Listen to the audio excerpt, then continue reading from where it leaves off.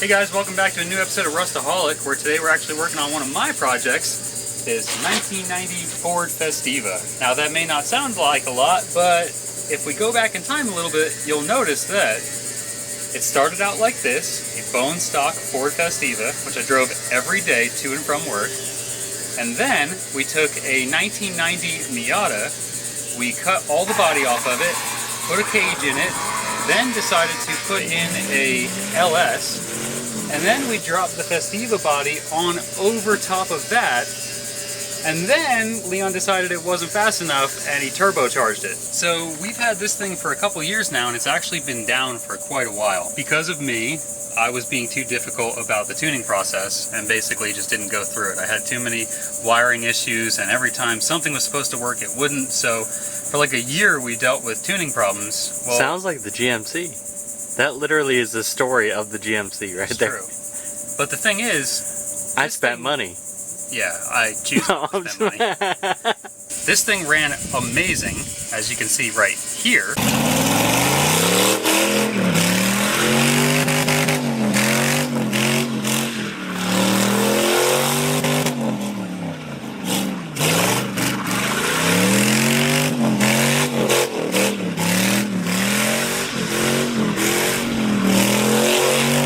Since then, that's when we made all the changes to it, relocated the turbo, new injector process, which none of that ever panned out for me. So basically, I'm just putting everything back to the way it was when it was the Miata cart and it was doing its fancy burnouts. I don't mind turbocharging in the future. We literally have everything already done for it. It's just the other parts are in the back of the car. Yeah, maybe we can just modify two exhausts to go down and call it a day. Oh, it still runs through here, no problem. I mean, it's still oil cooled and everything, like... Oh, that's true. I just don't know if it's gonna, like, spin too fast, or... Oh, it makes... It makes noises. Yeah. Oh, it definitely made boost. Lots of it. But, so the idea is, it's going back to stock, but it's always had problems with either coolant, fuel, or water has been getting into the motor for years, because it sits outside every day. And the oil pan is full of water right now. Here's the fun part, right? Everything's open, like the breather on that side, this breather. I closed it a week or two ago. Yeah, a week or two ago. Years of sitting outside. There's no dipstick down there. I just learned this. I forgot all about it. And what else? There's a lot of open things that water can get in. Plus, I don't. Maybe because you're close to the river or something. No, it's always been like that. Oh. Remember, we never cleaned this engine when we took it out. So gross. Yeah. So besides that, it's always had brake problems. So we're going to try and go through that today. We got to put in a new oil pressure sensor. So it's getting new oil, new filters, basically all your normal maintenance stuff. It should start right up. It started to knock the last time I had it fired up because it seized, probably from all the water in the motor. But whatever, you're along for the journey now. I mean, if it does lock up, put a 6.0 in it. Yeah, it's the only way to go. Alright, so oils first. Got all of that. Oh, they're all over the place. I'm a slithery snake. all water. I bet you it's a water for a while. Oh no! That's that new real synthetic. We're gonna need a bigger pan. Oh my god. Oh, it's gas. You smell it? I can't smell it now. I did say I smelled it when it was... Chocolate milk? Yeah. Oh. Is there oil in it? Oh yeah, there's a little bit of milk in... Ooh, there you go. There's a big old chunk of something. It's the block. Or bearing. Yep, full synthetic. Water, oil hybrid. Oh no. Looks like the transmission fluid that I got out of my truck. This is not good. I don't know what's wrong with it. I ain't got no oil. Piper, beautiful dog. Just dump it back into the gas tank. It'll be fun. Two-stroke. I think there is some fuel in it, some oil, and the rest is water. Yeah. The good news is, You flushed it out real good when you started it up the other day. Should fill it up with a bunch of diesel and run it for a second and get the rest of it out. I didn't expect it to come out so chunky. Oh, there's some oil. Just had to flush all that extra crap The out. oil is finally coming out. Wow, this thing says 20 quarts and we're about halfway. The engine's only supposed to take about 7. It's only getting 5. Nah, that's fine. The rest will have water soon. I honestly didn't expect to be filming this long. I'm not sure whether to leave the whole thing in or not. I'll probably cut some of it out. I just kept it going just in case something exciting happens. Oof, me after Taco Bell. I don't understand how it slows down and then it takes back I up. bet you there's a big old chunk of something in the way. Probably. Okay, I'm done. Alright, so after that last scene you guys saw with the oil coming out like sludge, it continued to do so for another 30 minutes. So it's so bad and so chunky, we're going to dump some diesel and transmission fluid into this thing to hopefully loosen her up a bit. Yeah, the transmission fluid has a detergent in it, so it kind of helped break down everything, and then we'll drain it all out and do it again. Yep, so we'll actually get to fire this thing up in a second for you guys, but I got to put a new filter on. I know, dumb, whatever, doesn't matter. Nothing matters on this thing. Also, in Leon's inventory, Leon's physical warehouse, we got another oil pressure sensor, so we're going to try and slap that thing on in the back there somehow. That'll be difficult, but we'll check back in a second. A lot of the old timers will do this to get a bunch of sludge out of the engine. They'll break down like the grease and sludge buildup. You just put it in, run it for a certain amount of time, drain it, and then put fresh oil in it. Okay. Cool. I should go get the battery. Probably need that. Getting all the good stuff. Woo. Alrighty, so I put the battery in. This might take a couple tries because sometimes my connections are not so great. But yeah, what else can we drop off this thing? What else can we murder today?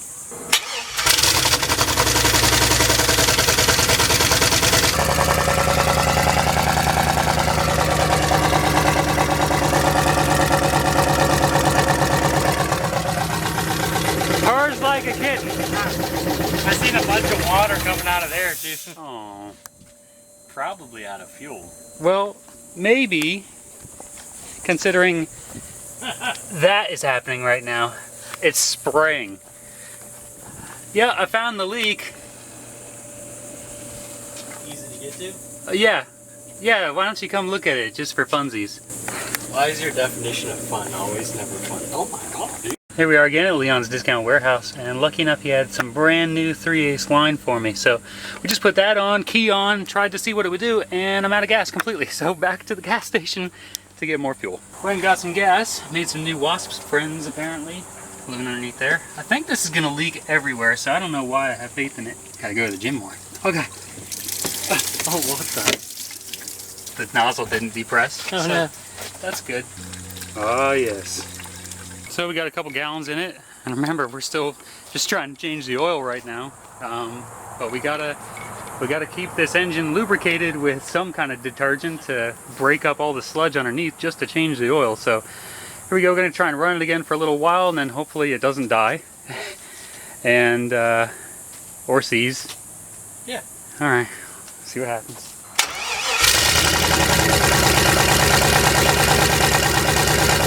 More water coming out the exhaust. There's literally water everywhere. Oh, clackety clack. Oh, hey, you got another fuel leak. What the? I hear a lot. Yeah, that's... It never did that before, did it? No, Is that the return line? I don't know how to stop that. It's sprayed. Ah, yep, the exhaust is hot. It's spraying right on it, too. Yep. Do you think there was a plug? I think that was a vent and it's something else's plug, so it's like forcing. It'd be a shame to lose this thing in a big old fire. Try letting it off now. Yeah? Was the key still in the... No, I took the fuel cap off. Oh, I think it's just pressurized? Yeah, so your vent or something about your vent is clogged, so it's forcing fuel out that. Oh, Okay. Probably like a mud dauber or something. Got in one of the lines. Great. Now we can change the oil. Yay! Hooray! Alright, just so you guys see the new oil going everywhere. I know I did this the worst possible way. I'm surprised you didn't spill it though. There's still time. Here's a fun one. If you're still here, comment down below why you watch this. What do you want to see more of? Leon made me do it. Yeah, there's no Fiero, so you quit asking about it. If it was a different circumstance, I probably would have tried to finish it for a third time. How many second chances do you give someone? You only get 2.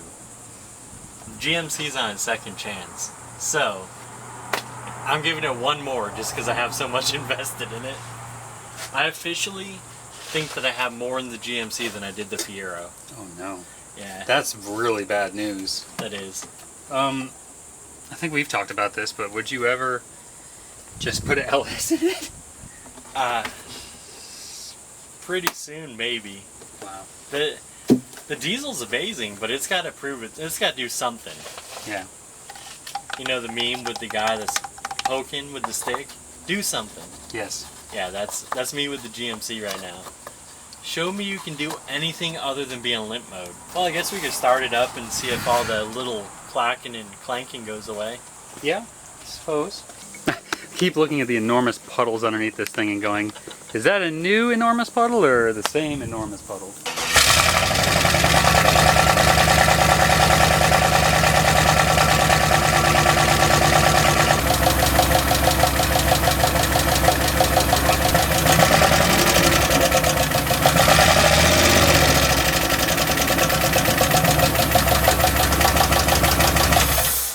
I went in the old storage locker and actually found the original gauge cluster that came with this. Sorry it's so dirty, it's been in storage for years. So I just wanted to see if anything still works. We're definitely not doing 10 miles an hour, but I think that's because, yep, there it goes. So I'm just gonna fire it back up. I'm curious to see if we have oil pressure or not. The sensor's actually broken and we haven't replaced it because apparently I need to take the intake manifold off to replace it because of the one that I have. So we're just gonna key on again. Interesting grumbly noise back there.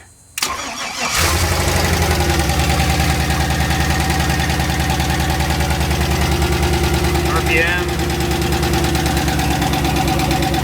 No oil pressure. The temperature should work, but I'm sure it's cold. Hey, at least we're charging. Okay, so now that it runs and has 0 oil pressure, it's time to move forward. I got a couple bottles of DOT4 because underneath all of this is a Mazda Miata, of course. And we just want to bleed the brakes enough to where we can use them, essentially. Yeah, a little bit of engine oil is not going to hurt this, right? It could actually help. That ain't going to do much. That'll be fine. It'll be just fine. I was talking about in the engine, though. Wait, is it full? It didn't take much. Why don't the brakes work? Yep. Gonna try hitting the brake a couple times. I guess.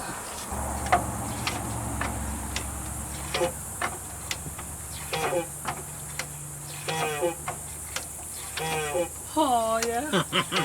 No bubbles. What is that though? Me. No. Sounds like your brake caliper or something over there. Huh. Daddy. The cow says.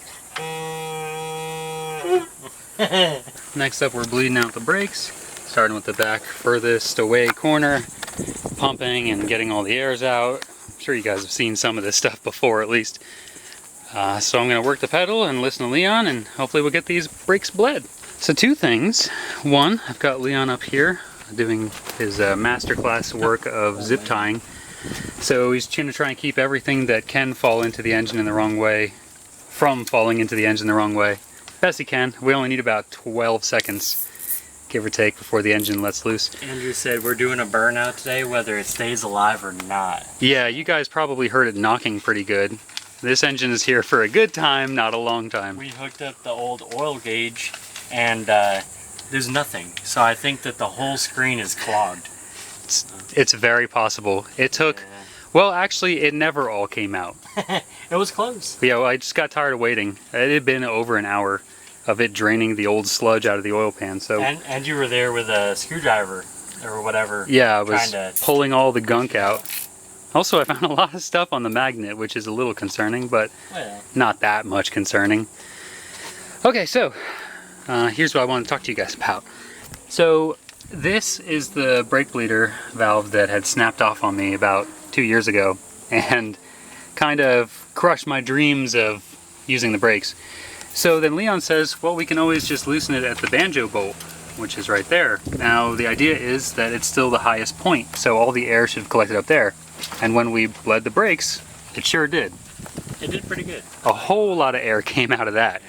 So my current plan, I'm going to throw all the wheels back on it, get it back on the ground, and hopefully we're going to start this thing, see if the brakes actually work, maybe do a burnout.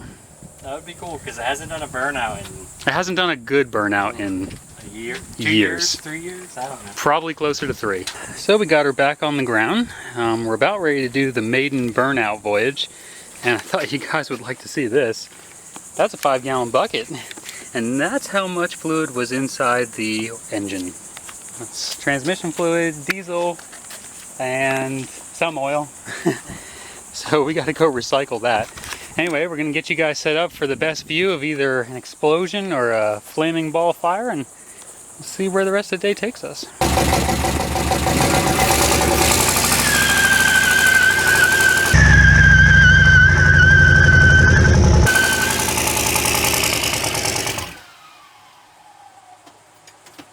Did it do anything? It did a little teeny tiny burnout. Oh my. Oh my, I wonder if she locked up, my boy. That, oh man, I'm real sad. But I don't know if it doesn't have enough to turn it over. It turned over pretty easy when you started it. Yeah. I can get the breaker bar out and see if it's locked up again. Oh, we can try. So we're gonna try to turn it over and see if it's locked up or not. That would be a shame, because we didn't even do a real burnout. Full-on burnout yet. So I couldn't turn it over with just the ratchet, so Andrew's gonna throw a pipe on it and... Oh Lord Jesus. Oh, she done, dude. Oh. Oh, it turned. Yeah. Was it like vapor lock or something, or? Hydro lock. Yeah, hydro locked. With all that fuel. Or lack of oil. It's turning. One piece of, it's all that compression. There, it did one ratchet click. And to prove my point, I'm gonna start it with 0 issues. Okay. So, after that last clip, we've had it on the charger for quite some time, had lunch, listened to my neighbors fire up their boat for the 15th time today, and now it's time to see if the engine is still seized. Here's the thing though. If it's not seized, I need to back up and try for one final burnout. I'm going to drop it into 1 and leave it there, but odds are it's just going to seize again. So this is kind of like the last hurrah. Hopefully it's a good one.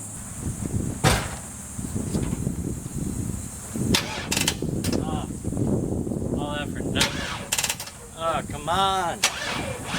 Yes! Yes! Yes!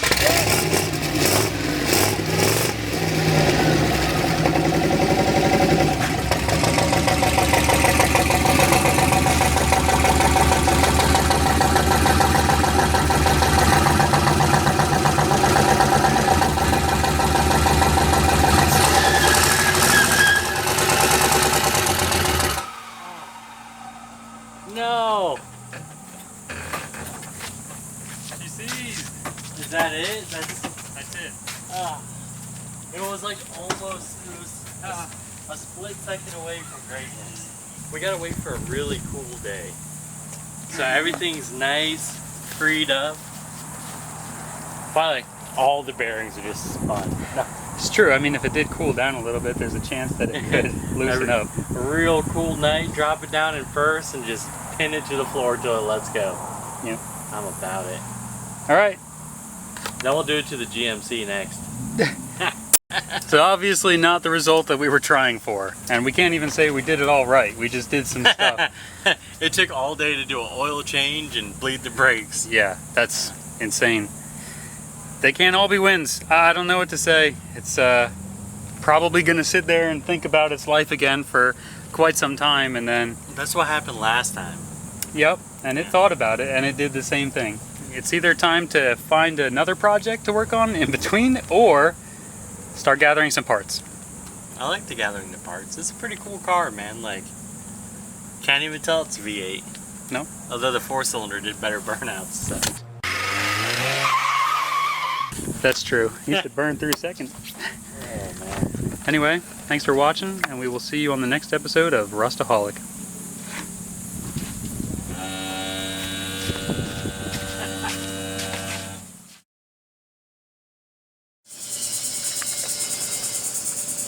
Piper, the dog. Ooh, whoa, whoa. We zoomed out so much, it's so hard. Oh, goodness. Okay, I'm done.